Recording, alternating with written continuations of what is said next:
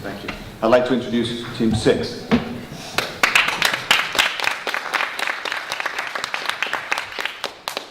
just before we begin, I'd just like to thank everyone for letting us present. And basically on behalf of the team, I'd just like to thank you all.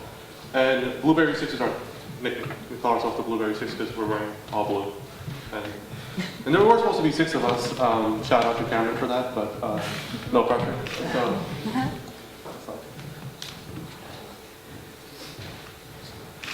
So essentially, the mission of our company is to make America beautiful again. So basically, we encourage artists to express their work on architectural design in metropolitan areas through painting murals rather than graffiti, which often creates a negative vibe to society. So in addition to providing opportunities for artists who don't really make it out there, we also satisfy property owners by having artists paint beautiful imagery on their buildings. Okay. So, what do we do exactly? So, just imagine yourself, you're walking down San Francisco, right? And you see a building full of graffiti. And it's vandalized, it's full of graffiti. It could even be in the financial district, but you think that's not a good part of town to go. The truth be told, we judge things on the way they look, right? On the other hand, imagine you see a mural, right? A gorgeous mural. Illustrious, magnificent, large mural. You probably think it's a little bit more upscale part of town. We judge based on looks, that's the truth. Like our first impression is of look. So essentially what our company does is that we're an online company and we serve as a consulting company, and we basically guide a person willing to commission a mural with the muralist himself. Right now the only things that are on the market is Craigslist, and they have an art subsection, and Craigslist is kind of shady because you don't know exactly who's doing it and you don't know the credentials, right? And you really don't want to get personal information on Craigslist. So how do we make money and how do we work? So I'm going to take our RTA, Mr. Tim, for example. He owns a couple of restaurants, and let's just say he needs to build a mural to entice customers towards coming to the restaurant, right? He'd call us up, he'd be like, what are you looking for? What kind of size mural are you looking for? Like what kind of style are you looking for? What do you want? And then we have a patented algorithm, this is all automated, that runs this whole thing based on what he wants, and we find the proper muralist based on his needs and his demands. Because art is all subjective. What he wants is different than what everyone in this room wants, because that's just what art is. So our algorithm takes that into account. Now, why would he want a mural? Right? What's so special about murals? Murals make your building stand out. If you make your building stand out, it makes your company stand out. Right?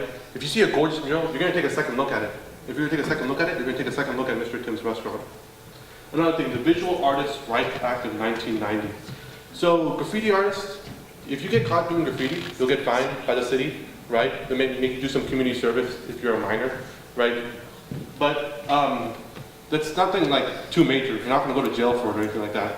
Well, in 1990, there was a act passed, federal act, that basically said that if one of the subsections of the act was that if anyone paints over a mural, and I'm obviously paraphrasing, right, that's actually becomes a federal crime, and you could bring them to civil court for it. And in fact, someone did. Someone painted over Ken Twitchell's mural, and he sued for 1.2 million and he won. So this basically proves that graffiti artists will think twice before painting over a mural, and that's probably one of the reasons why you don't see graffiti on murals in general.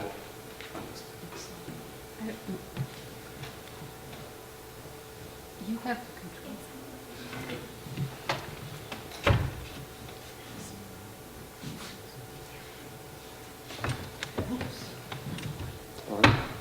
I guess if you guys... Just pretend that there's a logo there. Oh, wait, there we go. Okay. There, right there. Okay, so here's our motto and our logo. Motto is making murals a reality, and there's our logo. Just very simple, but it really evokes like an image, says what we're about, and all of that.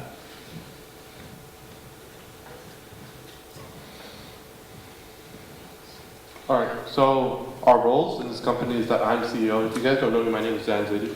And essentially, we all had this vision, and someone needed to make this vision something like a presentation. And that was kind of my job. I helped out in everything, right? Right to my right here is Rohan. Okay, I'm Rohana and I'm the CFO. I manage finance and plan budget, and I make sure that everything is in line. And we also make sure that we continue to profit over the years as well. I'm Ethan Smith, I'm CTO, and it's essentially my job to run background checks on artists to see if they have any gang affiliation or any criminal pasts, since we want to keep our business clean and not attract those types of customers or that stigma.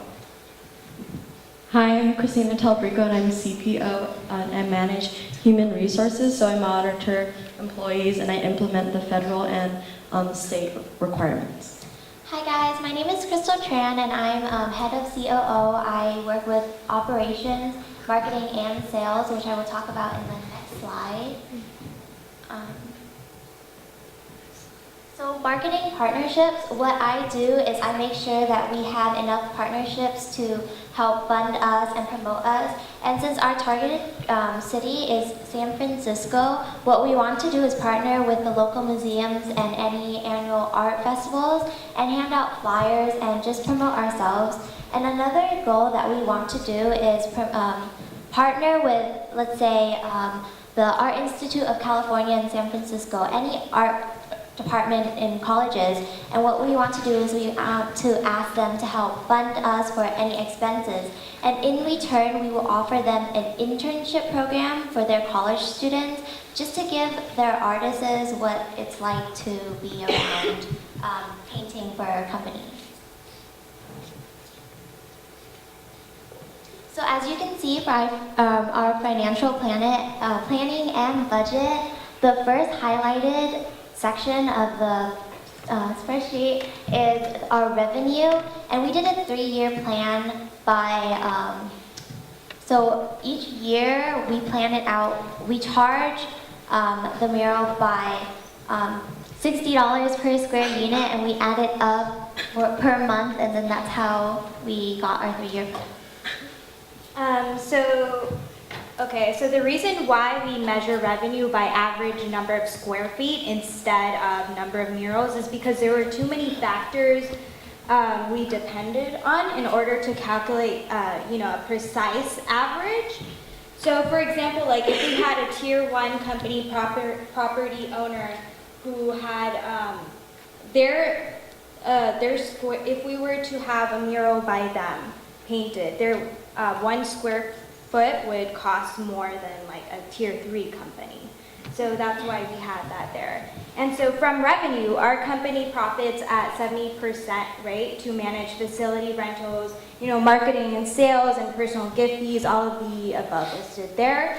And artists receive 30% average commission from revenue given by property owners who want, art on their buildings. So we also feel the need to supply artists with art supplies, which on average would cost $15 per mural square foot. So we would multiply that by, so first year we had, we had 10,000 square feet for the first year, so we multiplied that by 15. And then second year it was 17,000 square feet, and then the third year it was 34,000. So, and then Crystal's going to talk about website. So you can see the huge difference from year 1, year 2, and year 3. The reason why we put aside $68,000 the first year is because we want to ensure our companies, our artists, that we have a safe environment and it's okay for them to have money transactions through us, contact us. We just want to make sure that we answer any questions they have on the website and just make sure that they feel safe around us. So in the course of 3 years, fortunately, art commissions and net profits increase aside from the first year. And so we increase a lot in revenue. You can see we go from 600K to $1 million, and then it doubles in the third year, and this is because we expand in other metropolitan areas like New York City and LA as well. All right, so our employee demographics is all of our like work is outsourced, like coordinators, website maintenance, legal consultants, and accountants. Like all that's like on contract, and the 5 of us are really the main in-house staff, but we might hire some other employees around the office. And as for customer demographics, property owners seeking for architectural beautification and government-owned buildings. So in order to select artists who we believe would be able to showcase their work and also showcase our name, we created an artist algorithm, which is based off the company's interest by seeing the artist's past works, and it's commissioned per project, and the background checks from the artists are gone through by Ian, who's the CTO. So for the first tier, the artists, the highest ranking artists would be, they would have a wide range of works available that the companies can view and see what they're capable of. So they'd get the highest commission, whereas the third tier, which is the lowest, they don't have as much projects available, and they're just trying to get their name out there. Okay, so what happens when the economy isn't doing so well? We have another recession. Well, essentially, our plan is to essentially partner with the government. Like, during the Great Depression, one of the things they did in the New Deal was the government basically hired artists all across the country to essentially paint murals and other art projects to lift the spirits of the American people. And that project essentially gave artists like thousands of jobs. Because like usually when economic downturn hits, art's like the last thing people think about. Like it's unimportant, and this way we're able to preserve like the practice. So here's an example, like it evokes the spirit of like cooperation, it's just very powerful.